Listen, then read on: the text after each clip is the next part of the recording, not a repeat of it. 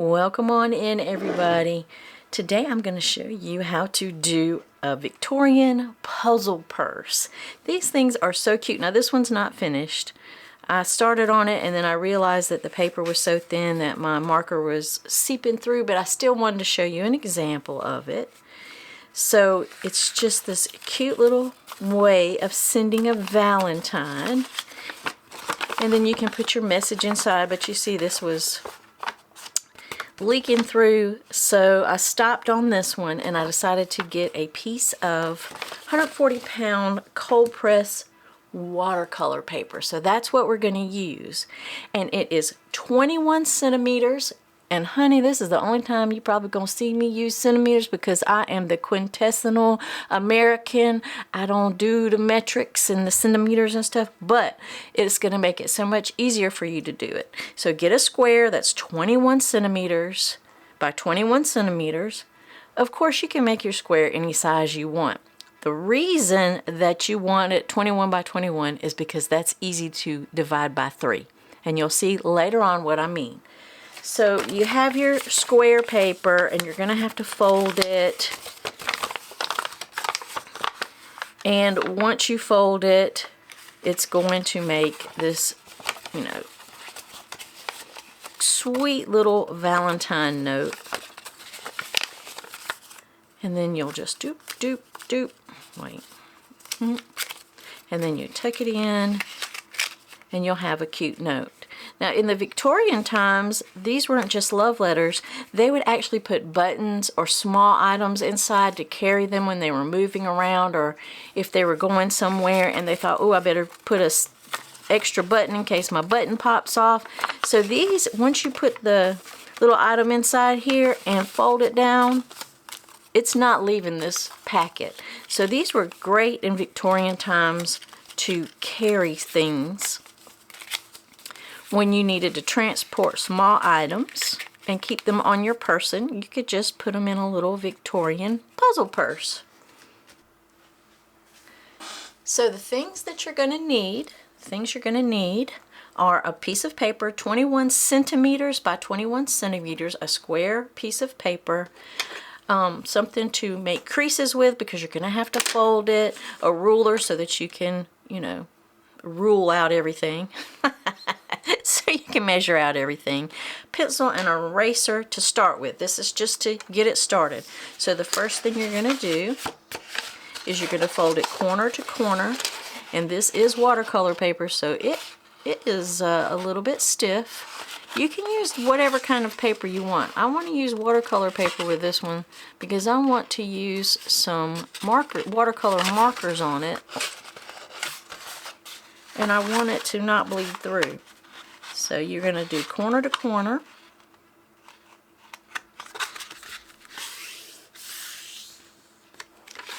And you want a nice crease in there. So I'm just going to use my bone folder.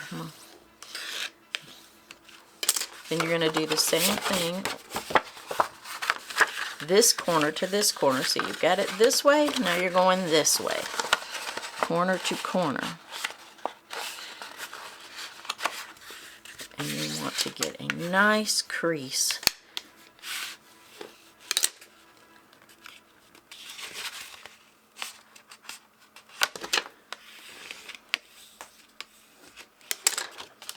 Very nice. All right, now what I've done, I don't know if you can see, but I will measure. I want to divide the paper in thirds this way and in thirds this way. So what I did was I just got my little ruler and I marked out 7 centimeters and 14 centimeters. Turned it around, did the same thing, 7 centimeters and 14 centimeters. That's going to have the paper in thirds. And I did that on every side just because I wanted to make sure that I got that correct. So now you're going to take it from the bottom and you're going to go to the corresponding mark here, because we want to divide this in thirds. So I've got my 2 marks and I am measuring those, not measuring them, but making sure that they meet those marks before I make my crease.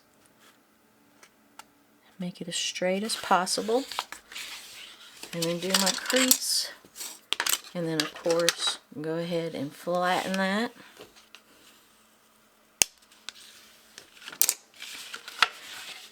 And then you'll turn it this way and you'll do the same thing. You'll want to go to that corresponding marks so that it will be in thirds. Line them up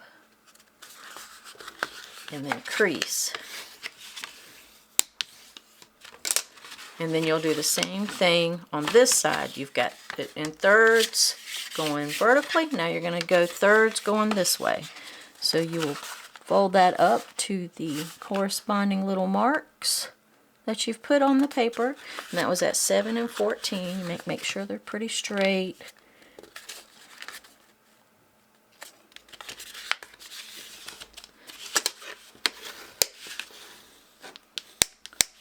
There we go. Then you'll turn it around, do the same thing to this. You'll fold it up to those corresponding marks so that we'll have it in thirds this way.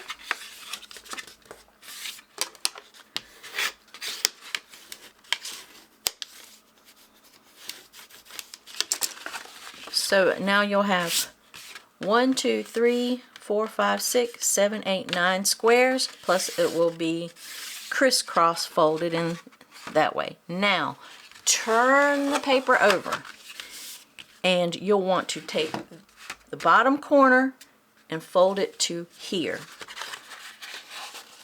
So you'll go right to there, crease it,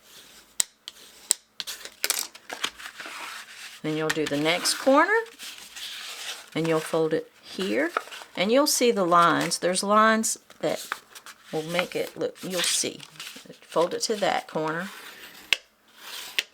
crease it, turn it, do it the same way, fold it to this corner. Uh-oh, I did not have that straight when I creased it.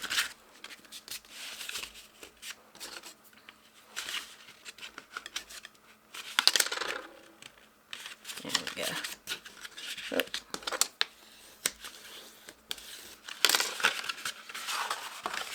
I would practice on just some printer paper first before you start with the watercolor paper, or maybe use 90-pound watercolor paper. This 140-pound is quite stiff, but I'm still using it.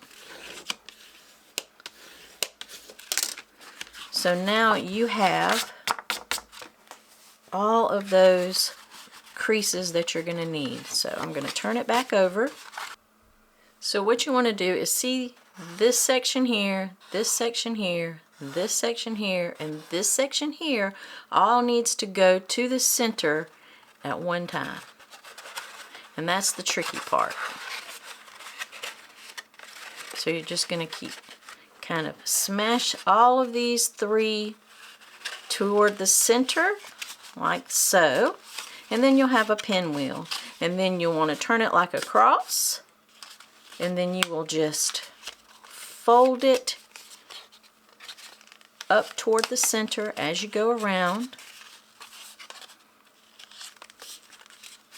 And then this last one, once you fold it, you'll want to tuck it in this little pocket here. You see the little pocket? And you have the folds. Now you'll want to decorate it. Now I like to decorate mine like while it's folded up, and then just increasingly unfold it so that I can get those correct, so that I can make it match up, put it that way. So I will show you that shortly. So I've gone ahead and drawn all my designs onto my watercolor paper, and now I am going to color it in with some watercolor markers.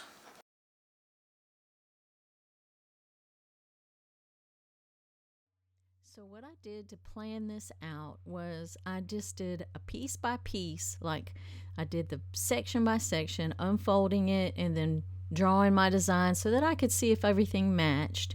Then I decided on my color story, my color palette, and I went with a cherry pink, and then a medium pink and a light pink, and then a medium light and dark green, and for an accent color I went with gold.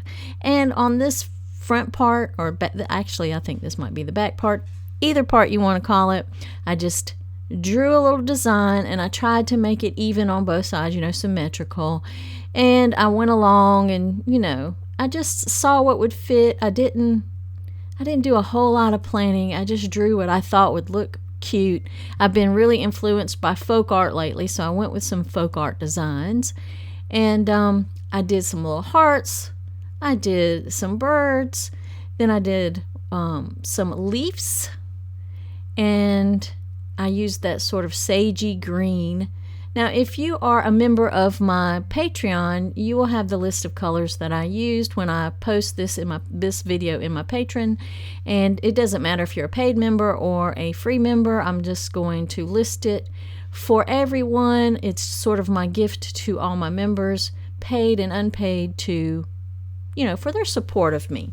So all I did was, I'm using 2 different shades of green here. I've got the medium toned green in the bigger leaves, and now I'm just doing the lighter toned green in the smaller ones.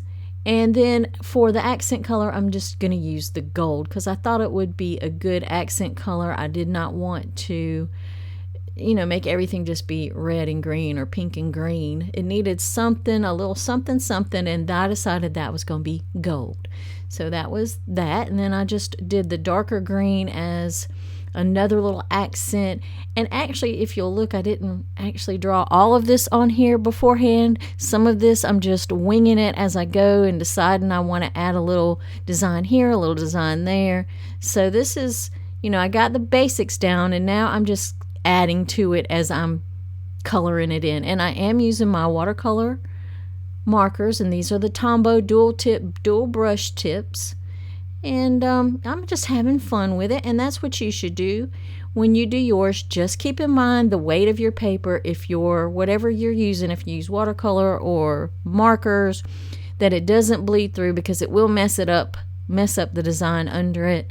So make sure that you're not using something that will bleed through the weight of the paper that you chose. Now, I'm using 140-pound watercolor paper, so it's not bleeding through. My watercolor markers are not going to bleed through this.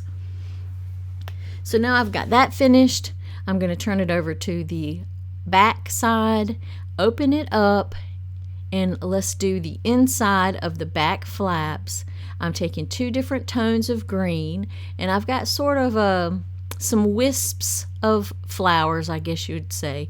So I'm going to do every other one with a different tone of green. This one's going to be dark green with light pink flowers. The next one is going to be light green with dark pink or hot pink flowers, and so on. So that, and there's 4 of these little like branches, and that's all I'm doing there.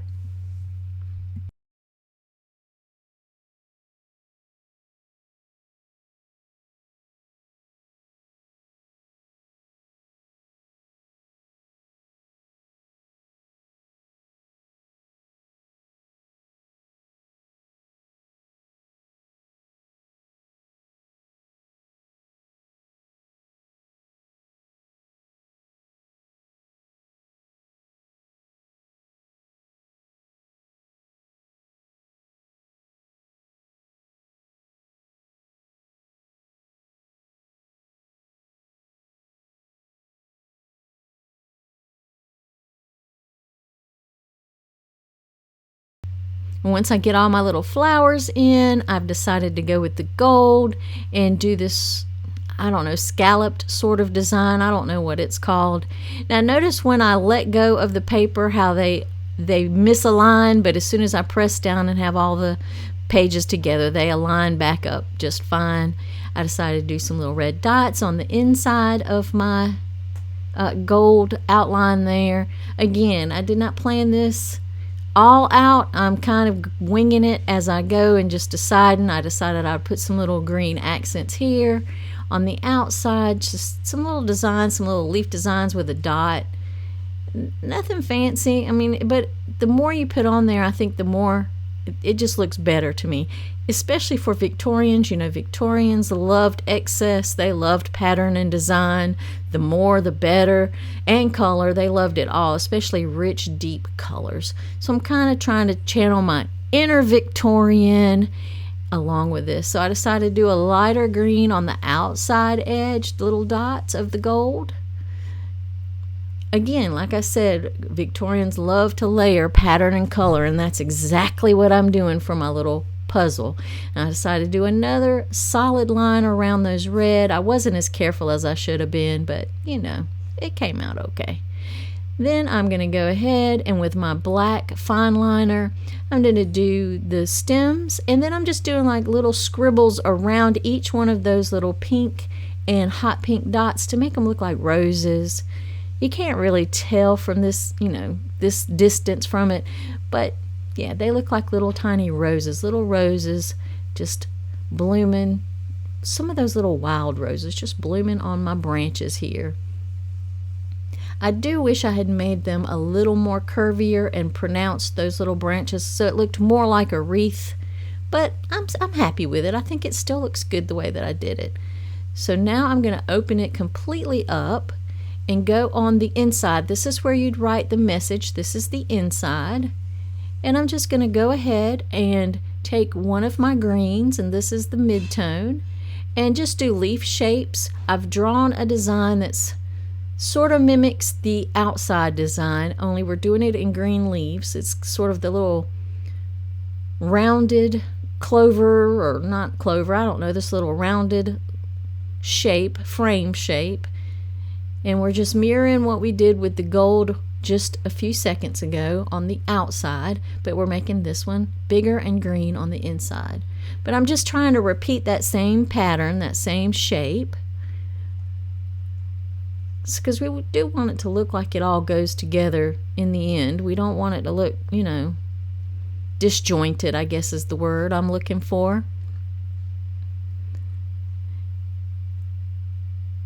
And then once I get all those in there, I am going to go ahead and put in with the darker green the stems of each one of these little sprays of green leaves.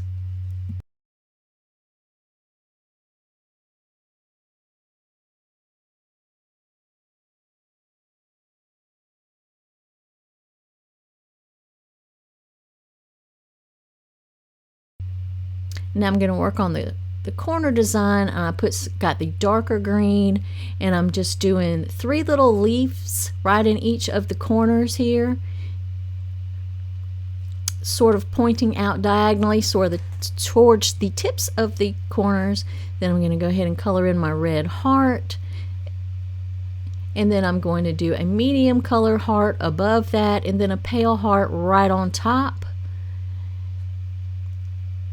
And then I'm going to do some more sort of leaves, little vines kind of branching off on either side of the hearts.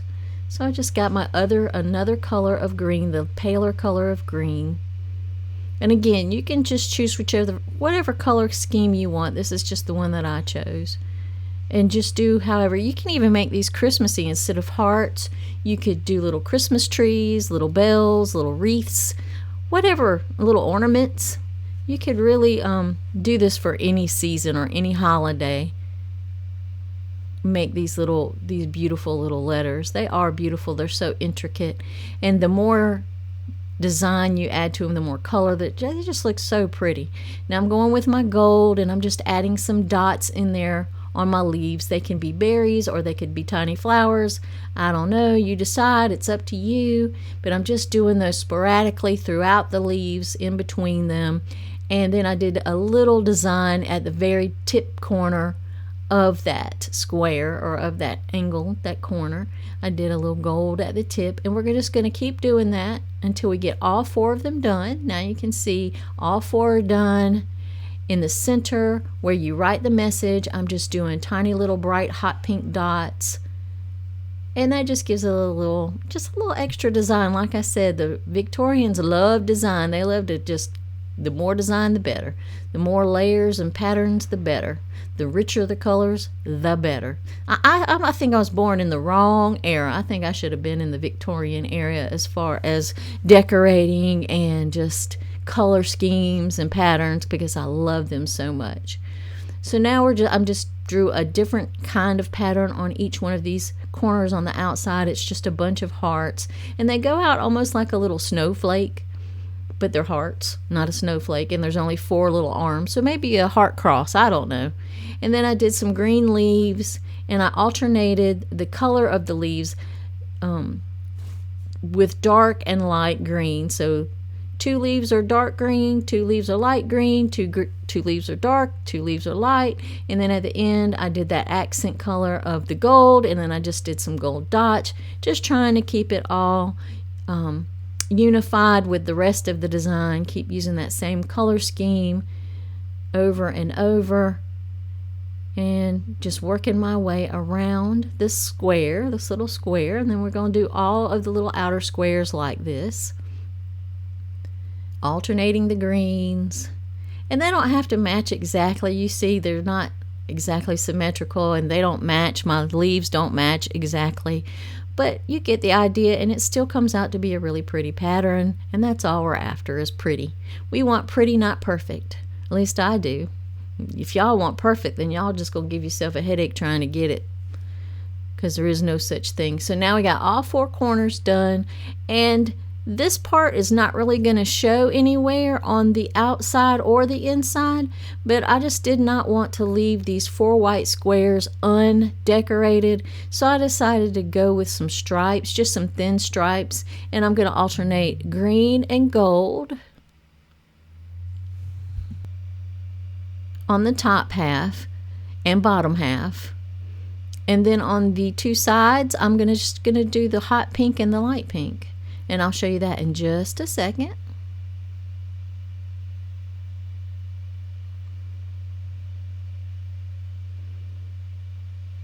And then I'm just going to turn it and do my hot pink and my light pink stripes, or yeah, that's what they are. They're stripes.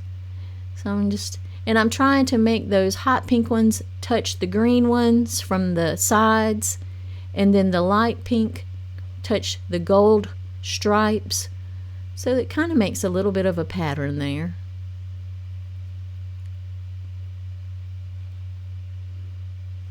And then the light pink, and we are almost done. We're just going to do all the rest of the squares like that, and when it's finished, that's what it's going to look like, and that is where you write your note in there. Now we're just going to fold it back into its pinwheel. Just kind of smoosh it up. It gets a little tricky, but it gets easier the more you fold it.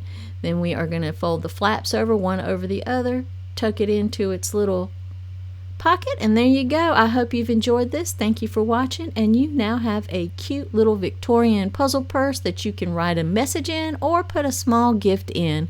So I hope you enjoyed this.